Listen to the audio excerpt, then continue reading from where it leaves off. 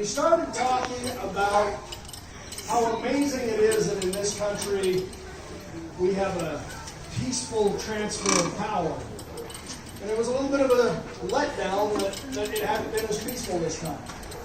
But one of the things he said in this speech has stuck with me for those couple of years, and it probably, I hope, will for a very long time. One of the things he said was, Americans can't do great things when they feel like other Americans are the enemy. What he's really saying is love your neighbor. The thing that identifies us more than anything else we do is how we treat each other, those people around us. Even in traffic, you guys, and I'm sorry. Some people have probably seen my little finger. I'm sorry. But if you quit poking along in the left lane, it wouldn't happen. Hey, the truck I love my neighbors. I love my friends who are here, old friends, new friends, you're all good friends. I got some family here I haven't seen in a lot of years. Thank you for being here. I got some family we found out we have who lives across the street that we learned last year. Woo! So last year, we held this birthday party here, and it was way outside my comfort zone because I don't hold birthday parties. But moving to a new place is an opportunity to start things new. Yes, what do you got yours? Oh, okay. It's an opportunity to start things new. About 10 years ago, Diesta and I made a commitment that our home was going to be a place that people felt loved, especially our family, but anybody who came. We weren't going to have harsh words. I blew that later that evening. But it's a commitment that we've tried to keep, where people will feel warm and welcome and happy.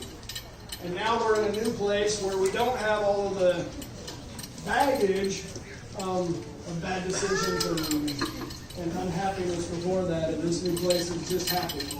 And I hope you guys feel that when you're here sharing this with us, because we just love it here. So I have friends here that have been friends since I was, I don't know, Mike, how old was I when you broke my rib taking the snowboard for the first time? I think you were like 21. Okay. I was 18. How old was I when you got pulled over because I was hanging a moon out the back of your pickup truck? Yeah, that sounds about right. It was the Boy Scouts activity, along with our leader, and we knew what was happening, so I was just saying. People wonder why I didn't get my Eagles.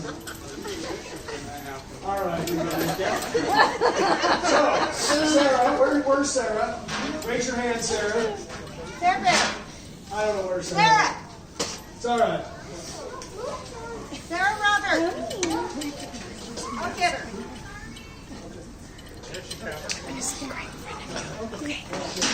Okay, so last year we heard Sarah's father told us, this is her mom. Hi, Dan. Hi, Sarah. Sarah lives in that big, beautiful house across the street that she's been giving tours of all day because it was the Cache Valley Historic Tour Zone. So that was, it's next week. That's what I meant. So, at Jack's birthday party last year, Sarah's dad told us about how he used to teach literature to his kids in high school. He told us about a poem that he used to make them read called The Creation of Sam McGee. And some of y'all were here last year. Do you remember the story? Okay. That was way outside my comfort zone to do that, y'all. As Kat will tell you, Kat and I went to high school together. Kat was in all the musicals and stuff. Because Kat is the voice of an angel, sings better than anybody else. And she can act, which I can't do. And she'll tell you, I'm not Mom, okay, he's fun. Diesta. But I can act like me and nobody else. You can act a fool. Yes! Who said that? Yeah, okay, you're allowed. Okay. So, I had so much fun doing it, y'all. It was a captive audience that I decided I'm going to do it again. So tonight, I'm going to tell y'all the story of one of Sam McGee's contemporaries, Dangerous Dan McGrew. But first, I have a birthday present.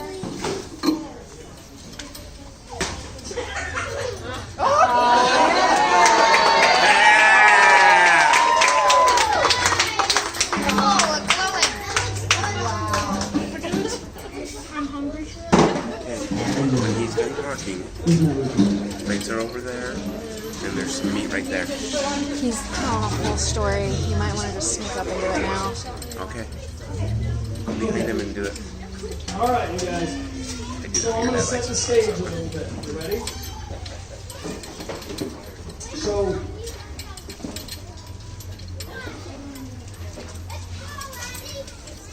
I forgot already. Dangerous. Dangerous Dan McGrew, that's right. I was thinking Sam McGee again. All right, so let me set the stage.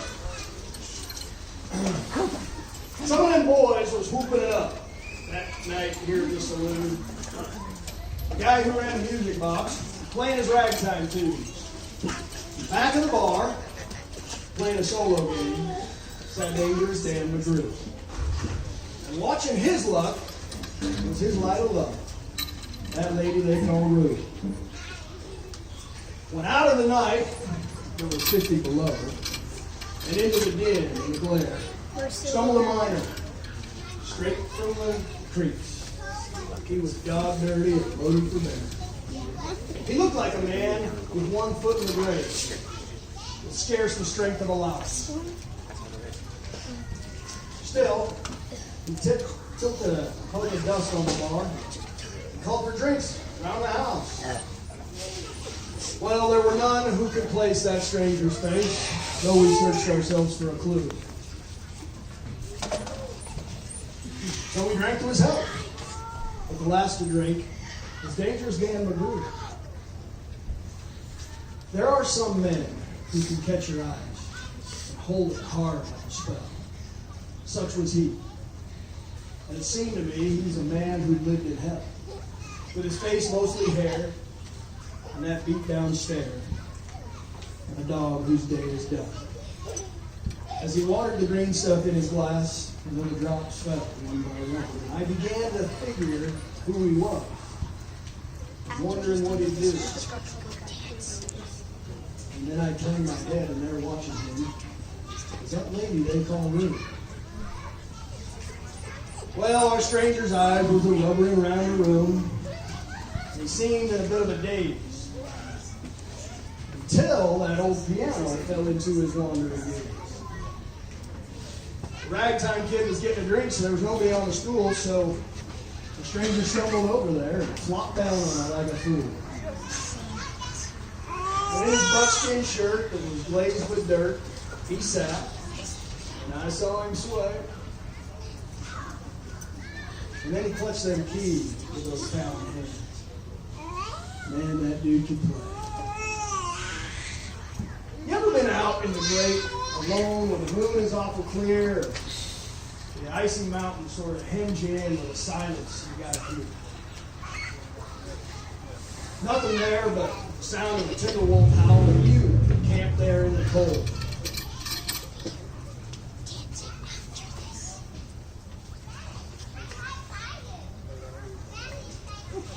Mine?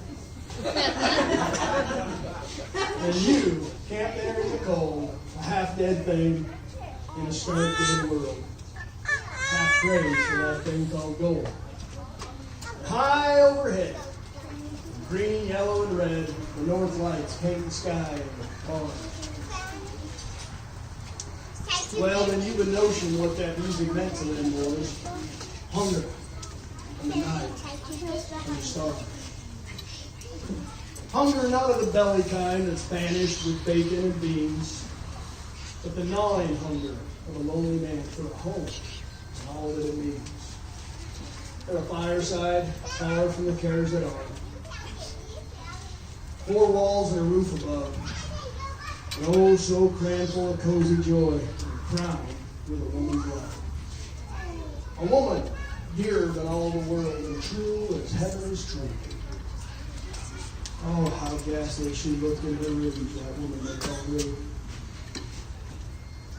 And then of a sudden the music changes, so soft you scarce can hear. And you felt like your soul had been looted clean of all that you once held dear. But someone had stolen the woman you loved, and that love was the devil's lie. But your guts were gone, and all that was left to crawl away and die. It was the crowning cry of a heart's despair. It chilled you through and through. Well, I guess I'll make this a spreading there, said dangerous Dan McGrew. And then the music seemed to die. And then it burst like a bent-up flood. It seemed to say, repay, repay. My eyes were blind with blood. And it brought to mind an ancient wrong. And it stung there like a frozen lash. And it woke the lust to kill, to kill. And then the music stopped with a crash. And our stranger turned, and his eyes, they burned in a most peculiar sort of way. And then his lips turned in a kind of grin. And he spoke, and his voice was calm. Boys, said he, you don't know me, and none of you do the danger. But I'm here to state, and my words are straight, and I'll bet my poke they're true, that one of you is the hound of hell. And that one is Dan McGrew.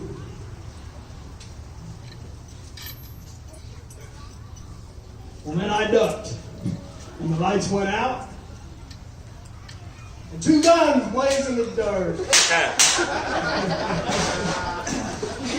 And then a woman screamed, and the lights came up, and two men lay stiff and stark.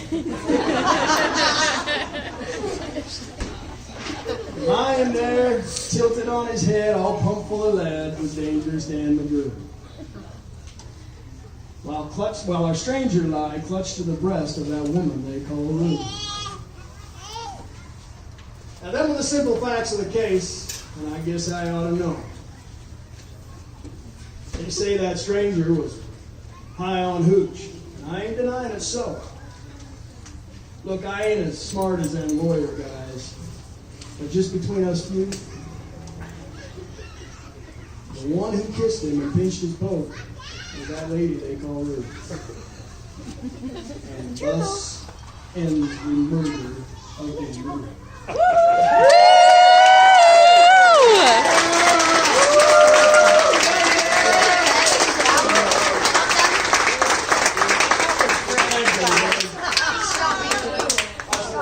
Okay, how many of you thought we were giving away a Porsche tonight?